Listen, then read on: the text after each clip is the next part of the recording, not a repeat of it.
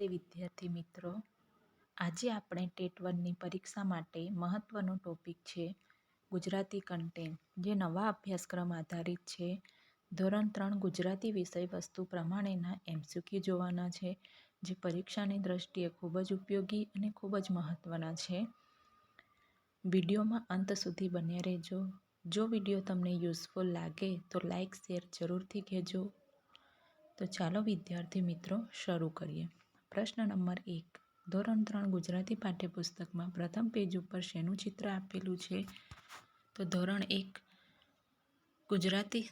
3 ગુજરાતી પાઠ્યપુસ્તકમાં પ્રથમ પેજ ઉપર બગીચામાં રમતા બાળકોનું ચિત્ર આપેલું છે. પ્રશ્ન નંબર 2. ધોરણ 3 ગુજરાતી પાઠ્યપુસ્તકમાં કેટલા એકમ આપેલા છે? તો ધોરણ 3 ગુજરાતી પાઠ્યપુસ્તકમાં કુલ 10 એકમ આપેલા છે, જે આ પ્રમાણે છે. પહેલો એકમ છે વાંદરાને વાંચતા ન આવડે. પહેલા નંબરનો એકમ છે.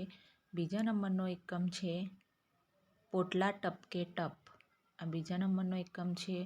ત્રીજા નંબરનો એકમ છે હું પતંગિયું મારા પિલ્લુનું. ત્રીજા નંબરના એકમનું નામ છે હું પતંગિયું મારા પિલ્લુનું. ચોથા નંબરનો એકમ છે સસલાની પાછળ કૂતરો. પાંચમા નંબરનું એકમ છે કોરો કાચબો ભીનો ચાંદો. એકમ નંબર 5 કોરો કાચબો અને ભીનો ચાંદલો. છઠ્ઠા નંબરનો એકમ છે બતક અને અથવા પણ હું. બતક અને અથવા પણ હું. અહીં થોડી લખવામાં મિસ્ટેક થઈ છે. બતક અને અથવા પણ હું એવું આવે છે. 7 નંબરનો એકમ છે એક છલાંગને દરિયો કૂદો. 7મા નંબરનો એકમ છે એક છલાંગે દરિયો કૂદો. 8મા નંબરનો એકમ છે કીડી હતી કે હાથી હસે. કીડી હતી કે હાથી હસે. ને 9મા નંબરનો એકમ છે રંગબેરંગી મસાલિયું. ને 10મા નંબરનો એકમ છે ચાલો સૌને રમત મુબારક. 10મા નંબરના એકમનું નામ છે ચાલો સૌને રમત મુબારક. આ પ્રમાણેના ધોરણ 3 ગુજરાતી પાઠ્યપુસ્તકના 10 એકમો આપેલા છે, જે પરીક્ષાની દ્રષ્ટિએ ખૂબ જ મહત્વના છે. પ્રશ્ન નંબર 3. વાંદરાભાઈનું ઘર વાર્તામાં વાંદરાનું નામ શું હતું? વાંદરાભાઈનું ઘર વાર્તામાં વાંદરાનું નામ ખટખટ હતું.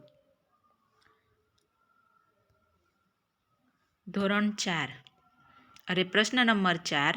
ધોરણ 3 ગુજરાતી ટીકુબહેન તો વાંચવાના શોખીન ગીતના રચયિતા કોણ છે? તો ધોરણ 3 ગુજરાતી ટીકુબહેન તો વાંચવાના શોખીન ગીતના રચયિતા છે હર્ષવી પટેલ. પ્રશ્ન નંબર 5. વાદળાની ગમ્મત વાર્તામાં ઠંડી કેવી હતી? તો વાદળાની ગમ્મત વાર્તામાં ઠંડી ગુલાબી હતી. પ્રશ્ન નંબર 6. ધોરણ 3 ગુજરાતી પોટલા ટપકે ટપ ગીતના રચયિતા કોણ છે? તો ધોરણ 3 ગુજરાતીમાં પોટલા ટપકે ટપ ગીતના રચયિતા છે પિનાકિન ત્રિવેદી. પ્રશ્ન નંબર 7. રીમઝીમ રીમઝીમ વરસી ફોરા ગીતના રચયિતા કોણ છે? તો રીમઝીમ રીમઝીમ વરસી ફોરા ગીતના રચયિતા છે કાંતિ કડિયા. પ્રશ્ન નંબર 8. હું પતંગિયું મારા પિલ્લોનું ગીતના રચયિતા કોણ છે? તો હું પતંગિયું મારા પિલ્લોનું ગીતના રચયિતા છે પૂંજાલાલ. પ્રશ્ન નંબર 9. આંગણાનો જાદુ ગીતના લેખક કોણ છે? તો આંગણાનો જાદુ ગીતના લેખક છે પ્રકાશ પરમાર. પ્રશ્ન નંબર 10. આંગણાનો જાદુ ગીતથી બાળકોને શું શીખે છે? તો આંગણાનો જાદુ ગીતથી બાળકો શું શીખે છે? તો હાથના કરામતથી આકૃતિઓ પડછાયા બનાવે છે. તો વિદ્યાર્થીઓ હાથની કરામતથી આકૃતિઓ બનાવે છે અને પડછાયો બનાવે છે અલગ અલગ આકૃતિ પ્રમાણે. પ્રશ્ન નંબર 11.